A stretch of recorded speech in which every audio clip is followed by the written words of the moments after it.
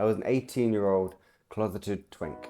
Throw in some suppressed shame, some undiagnosed mental disorders, and what you're left with is someone who has a monthly identity crisis and no concept of self-budgeting.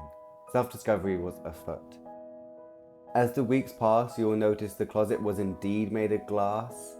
I went as Robin, Batman's homoerotic sidekick. I donned wrestler swimsuits and went as Spike for Halloween. I think that first year is defined by one thing, the recent discovery that I am in fact hot.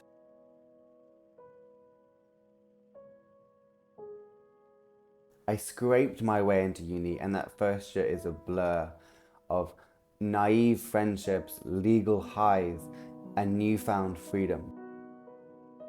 The year ended with a trip to Thailand with the person who I had become closest with, Joe. It was here that I got my first and only tattoo. But the tsunami that would be my second year of uni is when my mental health declined.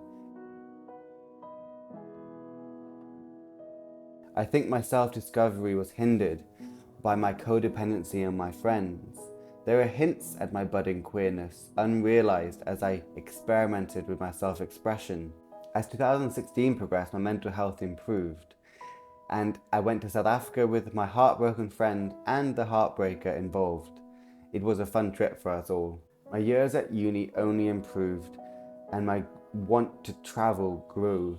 In 2017, I went to Bali with some friends, and here I took my favourite photo I've ever taken, Serena standing on the muddy shore. My last year in uni was by far the best. In that year, I marked my friends in ink, my parents moved to Germany, and somehow I gained a 2-1 in my dissertation, not without the help of my 2 closest friends. Somehow I also got hotter, but I have to admit that came at a cost of probably who I wanted to be. What do you want? What do you want? What do you want? Noodles. Noodles? What do you want them? Noodles?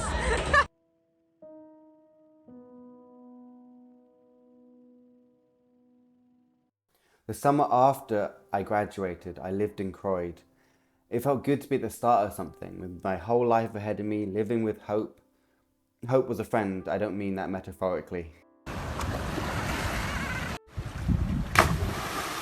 I worked as a chef and ate way too much buttercream.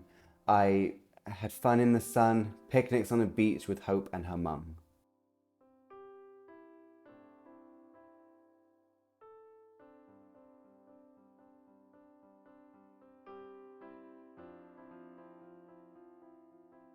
I went to stay with my parents in Germany for 3 months before my supposedly long travels to Australia. Here I started taking amazing self-portraits, and some people shamed me for them, but I think they were just jealous. I got through these 3 months in Germany alone with my parents through photography, ending my vegetarianism, and going on a spontaneous 12-pound flight to Morocco. Through the years, I've carved many a pumpkin. I arrived in Australia with Felix and Joe and soon felt more lost than ever. I was calm and happy when on the road, but for some reason I chose saving money over experiences, and soon I impulsively gave up the sun to start my life in London. I lived on a canal boat. I blasted through my savings. No one in the publishing world would hire me with a biology degree. That was a shocker, apparently. It was November and the boat was very cold. Just as I began to plan the next chapter, COVID happened. I had a wonderful time during COVID, if I'm honest. I learnt to cook amazing food. I got my TEFL so I could start teaching online, and I decided to go and do my Masters in London, since travel had been permanently postponed.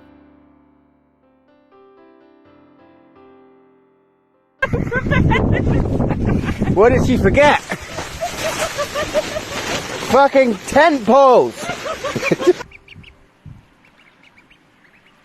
Moving to London became the best decision I ever made, and in a moment, recorded and retained but never posted, I broke down crying when I realised the shame I'd been carrying. Look what came out of me when I shed that shame.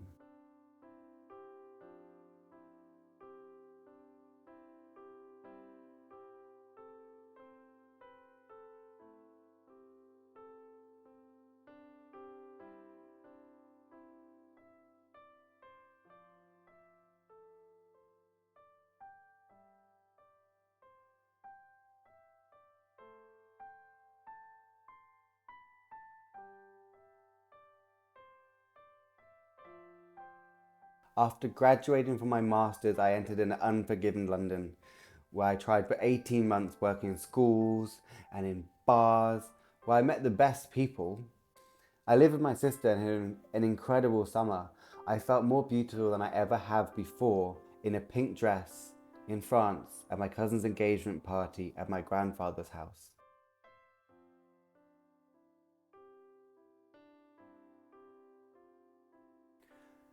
During these good times, I was in the midst of a heartbreak, and hilariously one day I was banned from Hinge for impersonating a woman. But I got through that without getting on or under any straight men. Happy birthday to you.